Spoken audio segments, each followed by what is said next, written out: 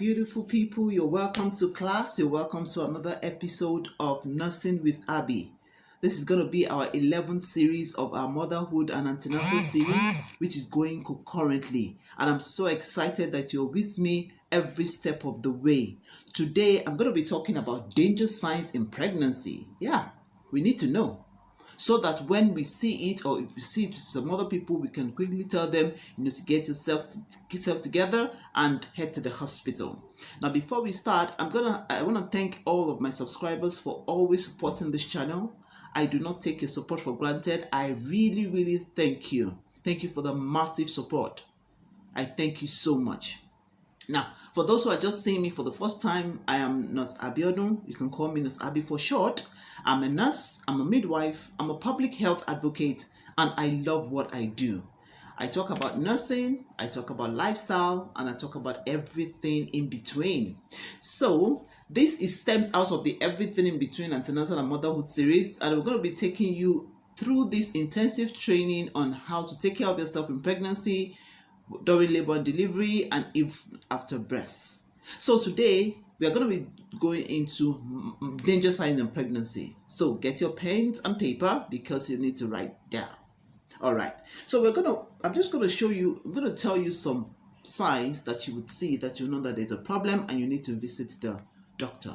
But before I enter into these signs, it is important for a mother to know that all pregnancies are not the same.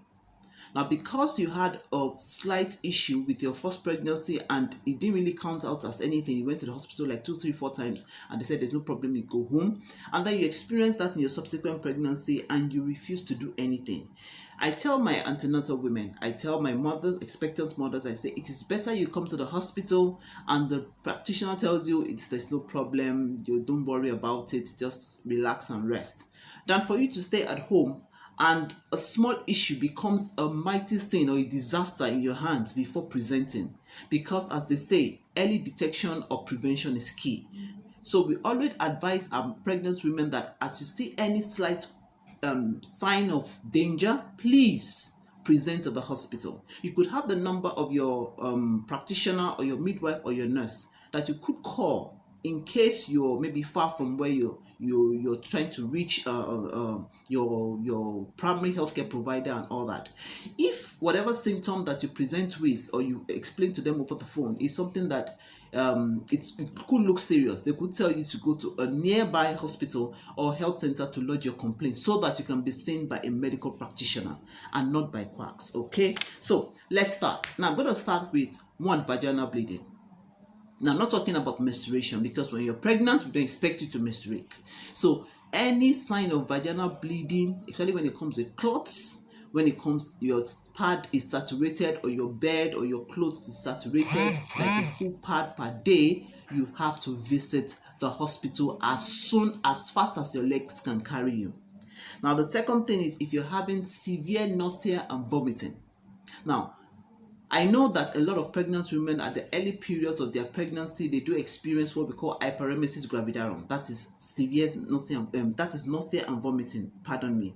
That's hyperemesis gravidarum in pregnancy. But when it now becomes severe, you can't eat, you can't even take anything in. It's been a day or two, and you are even yet to put anything in as a form of nutrition for your baby. You need to visit the doctor so that they can rehydrate you. Because that's the major thing. They rehydrate you and they start to introduce foods to you gradually.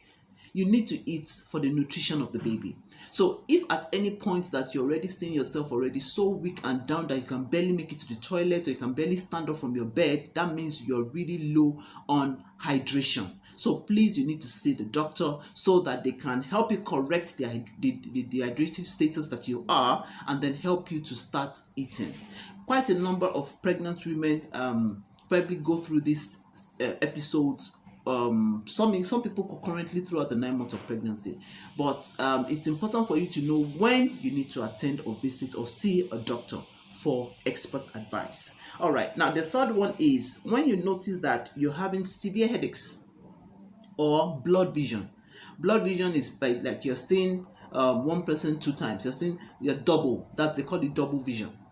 Yeah, when you're seeing blurry, you can't see well, you can't see clearly, there could be a problem. If you're having severe headaches, then you need to go to the doctor.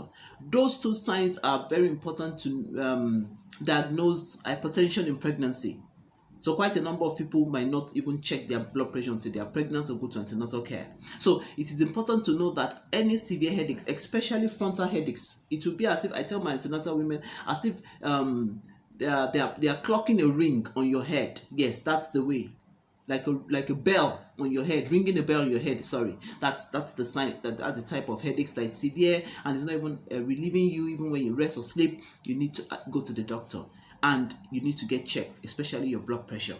Then you also check if you have fever. Now, a high body temperature affects the whole part of your body, so it is important that you you go to the doctor when you have fever. Now, fever could be a sign of a lot of things, so it is important that you don't just self-medicate and you go to the doctor so that you can be properly investigated and attended to. Another one is severe abdominal pains.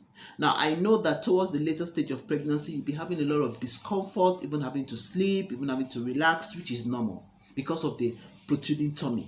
But by the time you're having such severe abdominal pains that is even uncomfortable and you're feeling so much pain, you cannot even lie down, you cannot sit up, you're having so much pains, please go to the hospital. It could be a sign of preterm labor, it could be a sign of premature contraction, it could be a sign of maybe a ligament issues. So it's important to go to the hospital for proper diagnosis. Now, we could have fast or difficult breathing also.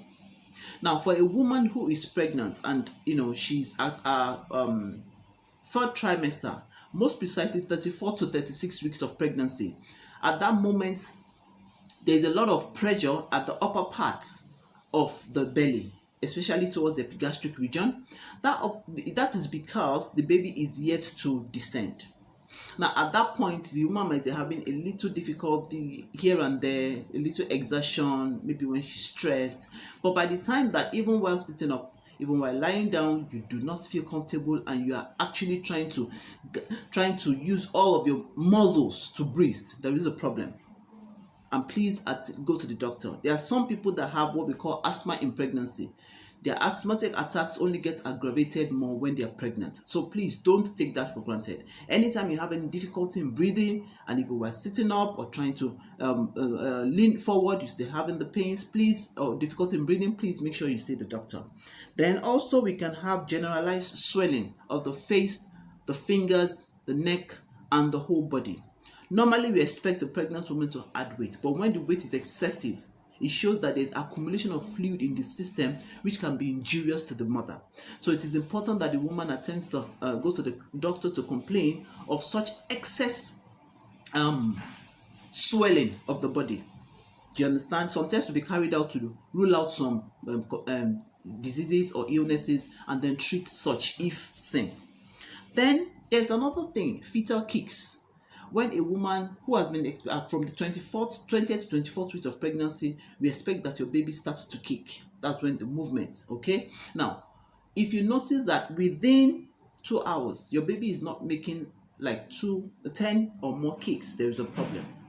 Now, sometimes it happens, and you notice that maybe since you woke up, the baby has not been, maybe it's 10 a.m., you woke up at 8 or 9 or whatever time, and you notice that it's been 3 hours and you've not felt the fetal kick of your baby.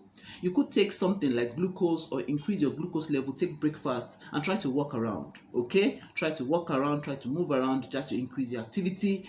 We expect that the baby should respond with fetal kicks. But if after that you still notice that the baby is still not breathing, is not kicking, and you're not feeling the like 10 kicks in 2 hours, please find a way to the hospital. When there's reduced fetal activity, it could be a sign of an impending danger. So please make sure that you get to the hospital, you run an ultrasound scan on you, they'll check also themselves, and it could avert a lot of problems. All right, so the last one I'm going to talk about now is rupture of membrane. Now, that is a sign of labor at the later stage when you're term, and not during pregnancy. So anytime you notice that you're feeling trickle of water coming out from your vagina, then there is an issue. The difference between you trying to urinate and when there's a trickle of water. there's a sensation of urination that you will feel when you want to micturate or urinate. But this one just comes like that. It could be a trickle, okay? It could be a burst. If at any point in your pregnancy you notice that, please find your way to the hospital, okay? There could be a problem that needs to be checked. And it could be just early detection can even save a lot of problems. You could just need a bed rest. You could just need some tocolytics to help you maybe kick away the contraction or whatever pain you're feeling, or help check the liquor volume, and you'll be fine till the time of birth. But if you ignore it, there could be a problem. Now, what I'm trying to say is that your baby is inside a bag of water in your womb. So, and that bag of water is what helps the child to be nutrified. It helps the child to, have the good temperature for the child. It protects the child from infection. It gives the child an amiable atmosphere for the child to grow and thrive. So, if at any point that water breaks, like the rupture of membrane I'm talking about, the child is exposed to infection. The child is exposed to a lot of unfavorable environment, and it could adversely affect the child. So, it is important that at any slight liquor drainage or that rupture of membrane of the water I'm trying to talk about, please report to the hospital. Now, I thank all of you for following me on this Antenatal and Motherhood series. I thank our sponsors also that helped with this background, Mailing Ventures.